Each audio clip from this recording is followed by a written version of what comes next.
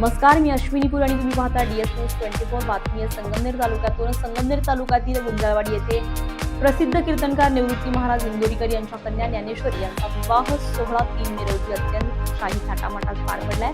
मात्र या भव्य सोहळ्यावरून झालेल्या टीकेला आता इंदोरीकर महाराजांनी ठाम आणि सडेतोड उत्तर दिलंय। ज्ञानेश्वरी यांचा विवाह उद्योजक सुनील विष्णू तिलक यांचे सुपुत्र साहिल यांच्याशी संपन्न झाला। 10 एकर क्षेत्रामध्ये उभारलेला भव्य मंडप, सुमारे 3 लाख लोकांची व्यवस्था आणि मोठ्या मान्यवरांची उपस्थिती यामुळे हा विवाह चर्चेत राहिलाय। दरम्यान लग्नाच्या भव्यतेवरून झालेल्या टीकेला उत्तर देताना इंदोरीकर महाराज म्हणाले, ज्याची परिस्थिती आहे ज्याच्यावर संतांची कृपा आहे त्यांना मोठं लग्न करावं। आम्ही साधेपणाचा संदेश देतो, पण प्रत्येकाची परिस्थिती वेगळी असते।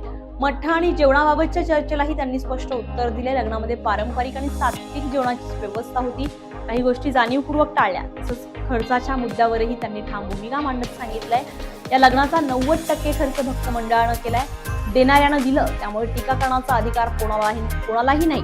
टीकेला थेट आणि स्पष्ट उत्तर देत इंदोरीकर महाराजांनी आपली भूमिका मांडली आणि पुन्हा एकदा चर्चेच्या केंद्रबिंदू ठरले। आता उद्या प्रश्न उभा राहील, एवढा खर्च यांनी उपलब्ध केला कसा? हे पैसे यांनी आणले कुठून? मग काही एक वर्ग असा म्हणेल जनतेनेच गोळा केले आणि जनतेला दिले, दुसरा वर्ग असा म्हणेल त्यांनी जनता लुटली,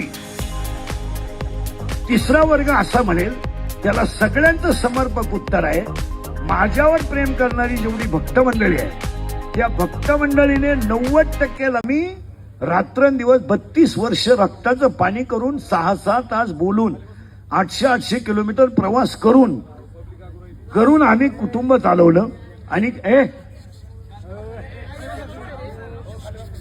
कुटुंब बंद करणं